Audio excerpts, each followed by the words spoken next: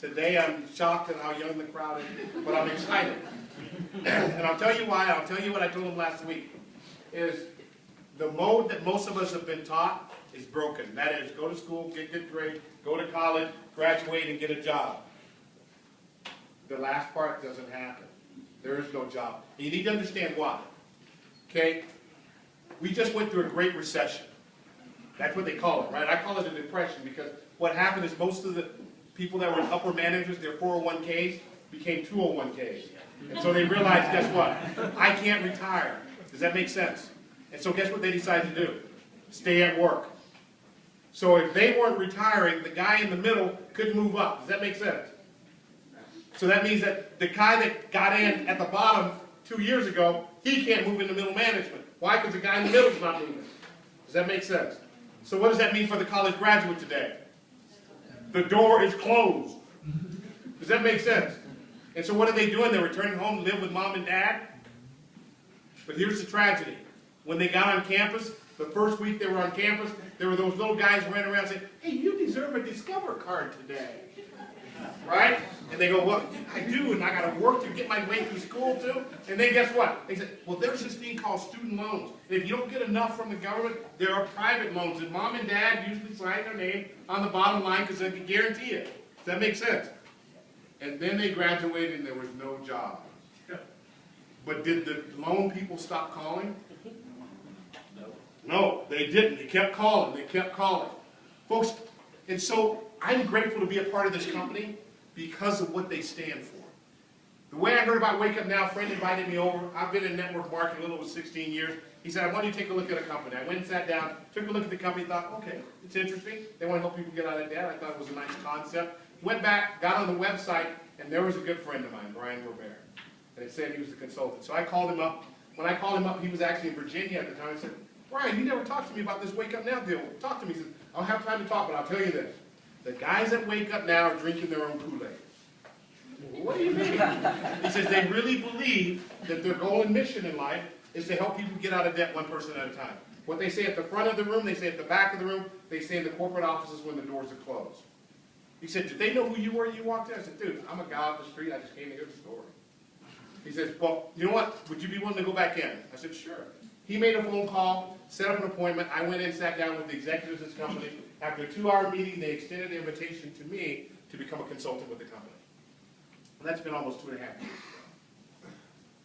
And from that time, we've been putting bricks together to build the building.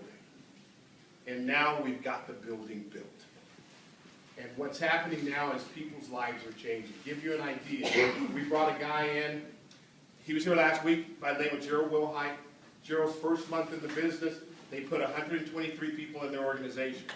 Out of that 123 people they put in their organization, 23 of them were part of the $600 club.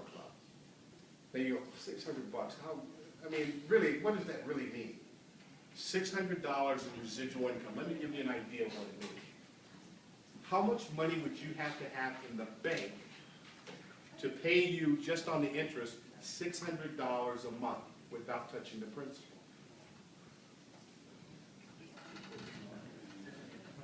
Anybody? Any mathematician? Pretty close. Pretty close. Just to get that. So that's what that 600 in residual means. Does that make sense? Because once you build it, and folks, I'm a living witness. I built a business for 9 years. I was top 25 income earner, made the Millionaire Club. I still get paid from that business today. I stopped and I retired from that business in 2007 when I came back from Asia, because that business allowed me to move my entire family to the other side of the world, where I built my network in that part of the world. And then we came back to the U.S. And that business still pays me today because I built a proper structure. Does that make sense? Last June, I did a study. Last June, 2012, marked 5 years that I had retired from that business. In that 5 years, that company had paid me over $500,000. And I had done nothing more than continue to order the product. And they continued to send the check. Because I had people around the world that were out buying. And folks, I will tell you, the exciting part is having a global business. Here's why. Today, I am standing right here in Bountiful, Utah. And we're going to go to bed here in about 4 or 5 hours, right? But guess where the sun is shining? Southeast Asia. And I've got people in Southeast Asia that are going to go out and they're going to sell product for that old company of mine. And when they sell product, I just get a small piece. I don't get a big piece, I just get a small piece. And so when I wake up tomorrow morning, guess what? I'll have a little bit more money than I had when I laid down tonight. Does that make sense? It was J. Paul Getty that said this. He said, if you want to be wealthy, you must find something that works while you sleep. Anybody know what J. Paul Getty found? Oil. And when he went to sleep, what was that well doing? Pumping. And when J. Paul Getty woke up the next morning, was he poorer or richer? Richer. He was richer. Does that make sense? Network marketing has the ability to pay you that type of income. It's called residual income. And I'll tell you, the first time I heard it, being the scholar I was from law school, guy sat down, told me that, I could make this residual income for the rest of my life. I'm like, wasn't born yesterday. My boat didn't just come to the harbor. Right? The guy I was talking to was a guy by the name of Robert G. Allen. Real estate guy. He said, well, let me tell you, Mike, I'm an author. I write books. He said, in 1980, I wrote a book. It's called Creating Wealth. It's a book on real estate. I said, okay. He says, now what year are we in? And at that time, it was 1998. He says, Mike, let me ask you this. If you were to go to the bookstore, Barnes & Noble today, go to the real estate section, guess what you'd probably find on the shelf? Copy of your book. Yeah? He says, so if you were to go to Barnes & Noble and buy my book today, do you think something would happen for me? Well, you wrote the book, you probably get paid. He says, you're exactly right. It's called a royalty. He said, Mike, let me ask you this. When did I write the book? I said, well, you said 1980. He said, okay, so how would you like to do something once in your life and get paid 18 years in the future? Well, I'd have to be a rocket scientist. I said, yeah, absolutely, sign me up for that program. He said, network marketing has the potential to pay you that type of income. 20/20 hindsight today, folks, tells me he's absolutely correct. Why? Because I'm living that life. Does that make sense? But when he told it to me the first time, I was like, yeah, right, okay, this is the brother of this one, and this is the judge. Right? Not me and God, right? I want you to understand you're in the right place at the right time with the right company. Because we're teaching people correct principles. And I'm serious about that. Because in my lifetime of earning money, I've earned a lot of money. And there's some of you older folks here in the audience that in your lifetime, you've earned millions of dollars. And those dollars somehow seem to slip right through our hands. And when you look at the whole of America, most of them hit 65 and they're dead broke. They're either dead or they're broke. Does that make sense? Why is that? I believe because they haven't learned proper financial principles. How money works and how to keep it. And that's what this company does. You're not just going to make money here. You're going to learn how to create wealth. How to put that money to work for you. How to free yourself from the bondage of debt. And the only thing that you get out of the whole thing besides wealth is something that we all value, and it's called choice. You see, most people today in this country don't have that ability to choose what they want to do with their life or what they want to do with their money. When they get their paycheck every week or bi-weekly or every month, however you get paid, it goes to MasterCard, Visa, American Express, my student loan, my car loan. Am I right? Okay. So where's the choice in that? Because if you don't pay those guys, guess what? They come after you. They keep calling. And guys, this is real for me. I grew up in two households. One with my dad and my mom. They were married, but they lived life very differently. My mom, as soon as she got her money, it was gone. My dad was a very frugal man. My dad retired. When he retired, he owned his house. He owned all of his cars. He owed no man. So when they gave him his severance package for an early retirement, he took it, and he went and bought a BMW, and he paid cash for it. Why? Because that's the car he always wanted to own. I went home, and this has been about 4 years ago. I went home, and I was there with my folks, and the phone went ringing. And my mom would pick it up, and she'd hang it up.